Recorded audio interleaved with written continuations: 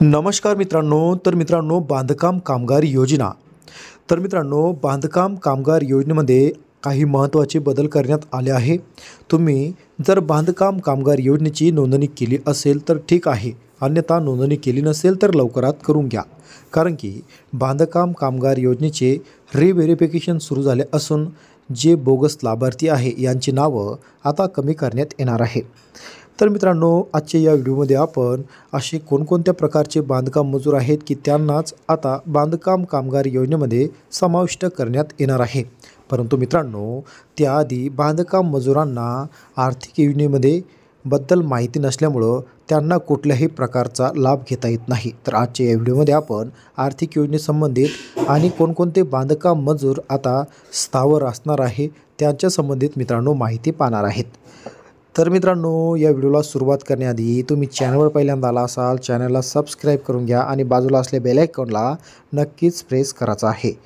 तर मित्रांनो, बांधकाम कामगार यांना आर्थिक योजना सर्वात मोठा लाभ मिळत असतो। तर मग आता बांधकाम कामगार कामावर असताना जर त्यांचा मृत्यू झाला तर त्यांच्या जे वारस असतात, त्यांची पत्नी असेल, मुलगी असेल किंवा मुलगा असेल तर त्यांना त्यांच्या 500 ते 5 लाख रुपयापर्यंत लाभ मिळू शकतो। तर हा सर्वात मोठा लाभ आहे। बऱ्याच बांधकाम मजूर त्यांच्या पाल्यांना ही योजना माहीत असणं गरजेचं आहे। त्यानंतर कामगाराचा नैसर्गिक मृत्यू जर झाला तर त्यांना 2 लाख रुपये त्यांच्या कायदेशीर वारसात मिळत असतात। त्याचबरोबर आता ट्रेंडिंगमध्ये चालू असलेली योजना म्हणजे अटल बांधकाम कामगार आवास योजना। या योजनेमध्ये जवळपास 2 लाख रुपये बांधकाम मजूर यांना घराचं बांधकाम काम करण्यासाठी मिळत आहे। आणि कामगाराचा मृत्यू जर झाला तर त्यांच्या अंत्यविधीसाठी 10,000 रुपयेसुद्धा मिळतात। कामगाराचा मृत्यू झाल्यास त्याच्या पत्नीस अथवा स्त्री कामगाराचा विधुर पतीस वार्षिक 24,000 असे 4 वर्षापर्यंत 24,000 रुपये त्यांना मिळत असतात। आता घर खरेदी किंवा घरबांधणीकरता बँकेकडून घेतलेल्या गृहकर्जावरील व्याजाची रक्कम 6 लाख किंवा 2 लाख रुपये आता बांधकाम मजूर यांना मित्रांनो अनुदान मिळणार आहे।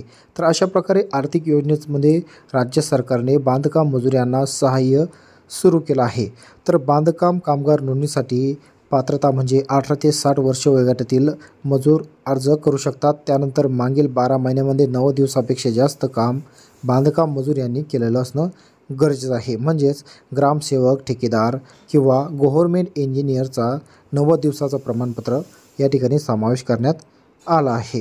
तर मग आता बांधकाम कामगार यांना नोंदणी जर करायची असेल तर मग आता नोंदणी कशी करायची, कोणती कागदपत्र असणार आहे, तर नोंदणी करण्यासाठी मित्रांनो आपल्या यूट्यूब चॅनलवर संबंधित महत्त्वाचा व्हिडिओसुद्धा बनवला आहे। त्याची लिंक खाली डिस्क्रिप्शन बॉक्समध्ये दिलेली आहे। तर मग आता बांधकाम कामगार योजनेसाठी नोंदणीसाठी कोणकोणती कागदपत्र लागणार आहे, तर नोंदणी करण्यासाठी फॉर्मच्या म्हणजे भरून घ्यायचा आहे जो 9 दिवसाचा फॉर्म आहे। त्यानंतर रहिवास पुरावा म्हणजे आपण त्या ठिकाणी आधार कार्ड वापरू शकतो आणि महत्त्वाचा म्हणजे जन्माचा पुरावासुद्धा त्या ठिकाणी आधार कार्डच वापरायचं आहे। ज्या आधार कार्डवर जन्मतारीख ही पूर्ण असणं गरजेचं आहे। आणि मित्रांनो, पासपोर्ट साईजचा फोटो, त्याचबरोबर नोंदणी फी 25 व 5 वर्षासाठी वार्षिक वर्गणी फी 60 रुपये असते। तर त्यामध्ये सुद्धा बदल करून आता फक्त 1 रुपयात चलन बांधकाम मजूर यांना करायचं आहे। तर मग आता मित्रांनो, बांधकाम कामगार कोणकोणते स्थावर असणार आहे, तर या ठिकाणी अशा प्रकारची यादी आपल्याकडे आली असून बांधकाम व इतर बांधकाम कार्य म्हणजे यांचा संबंध निर्माण करणे, बदलणे, दुरुस्ती करणे, देखभाल करणे किंवा नाश करणे।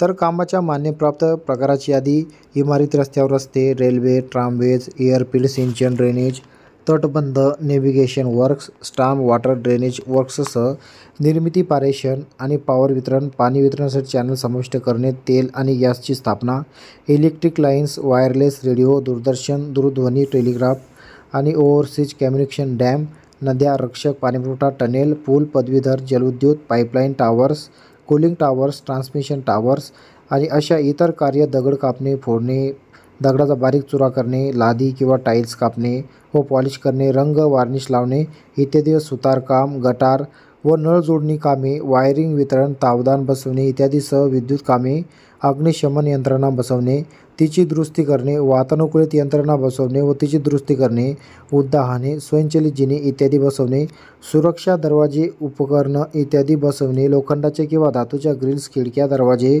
तयार करणे व बसवणे, जलसंचय संरचनेचे बांधकाम करणे, सुतारकाम करणे आभासी छत, प्रकाश व्यवस्था, प्लास्टर ऑफ पॅरिस यांसह अंतर्गत सजावटीचे काम, काच कापणे, काच रोगान लावणे व काचेची तावदानी बसवणे, कारखाना अधिनियम 1948 खाली समावेश नसलेल्या विटा छप्परांवरील कौल इत्यादी तयार करणे, सौर तावदाने इत्यादीसारखे ऊर्जाक्षम उपकरण बसवणे, स्वयंपाक खोली सारख्या ठिकाणी वापरण्यासाठी मॉड्यूलर आधुनिक युनिट बसवणे, सिमेंट कॉन्क्रीटच्या साचेबद्दल वस्तू इत्यादी तयार करणे व बसवणे, जलतरण तलाव, गोल्फचे मैदान इत्यादीसह खेळ किंवा मनोरंजनाच्या सुविधांचे बांधकाम करणे, माहिती फलक, रोड फर्निचर, प्रवासी निवारे किंवा बसस्थानके, सिग्नल यंत्रणा इत्यादी बांधणे किंवा उभारणे, रोड रिजरचे बांधकाम करणे, कारंजे बसवणे इत्यादी, सार्वजनिक उद्याने, पदपथ, स्मरणीय भूप्रदेश इत्यादींचे बांधकाम करणे. तर याच बांधकाम मजुरांचा जेवढे या ठिकाणी वर्कर्स आहे यांचाच आता बांधकाम योजनेमध्ये समावेश असणार आहे. जर यामध्ये तुम्ही बसत असाल तर आता तुमची निवड त्या ठिकाणी निश्चित असणार आहे, अन्यथा तुमचे अर्ज आता या ठिकाणी बाद करायला सुरुवातसुद्धा झाली आहे. तर मित्रांनो, अशा प्रकारे बांधकाम कामगार योजनेमध्ये तुम्ही आर्थिक सहाय्य मिळवू शकता, नोंदणी करू शकता. अशा प्रकारे याच बांधकाम मजुरांची नोंदणी आता या ठिकाणी समाविष्ट असणार आहे. तर मित्रांनो, व्हिडिओ तुमच्यासाठी इन्फॉर्मेटिव्ह वाटला असेल तर व्हिडिओला एक लाईक करायचा आहे. चॅनलवर पहिल्यांदा आला असाल चॅनलला सबस्क्राईब करून बाजूला असलेल्या बेल आयकॉनला नक्कीच प्रेस करायचा आहे.